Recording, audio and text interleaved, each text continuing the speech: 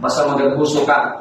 A hasty spirit before a fall. So, bantayanan kayo na kining mga garbo sa atong mga kinabuhi. Mato pa din po sa Romans Romans 12:3, for by grace you given me, I say in every one of you, do not think of yourself more highly than your oath, but rather think of yourself with sober judgment in accordance with the faith God has distributed to each of you. Kung pasabot mga igsoon nga, atong unamon nga grasya lagi tanan.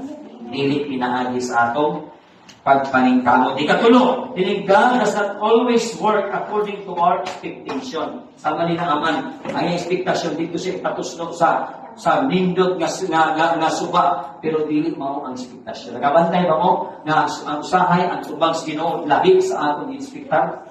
Yes. Amen. Abi na to nga atong ispektar sa makatawag sa ato katong mga tawo nga naikaya, katong mga tawo nga di kag-abroad, katong mga tawo nga nakahuman sa eskwela. Di kay nato kaayo pa sila ang mga tawo nga ultimo, pero sila ang kusog makatawag nato sa panahon nga daghang problema. Nagabantay ba mo anak? So lahi ang pamaagi sa Ginoo. Lahi gid ang pamaagi sa Ginoo mo igsoon. Dili pareha sa ato hunahuna, di ba? My thought is higher than of your thought. So, mas taas ang iyang matang nung nauna. Sa karon dito, ayaw mo kabanatan na kinahanglan ngayon nga pinaagi sa mga performance task, piminti ikatapwan, no? Di na siya basihanan sa imong promosyon, sa imong pagkapasal, kung dili. Well, I'm not saying na di mo maghimo.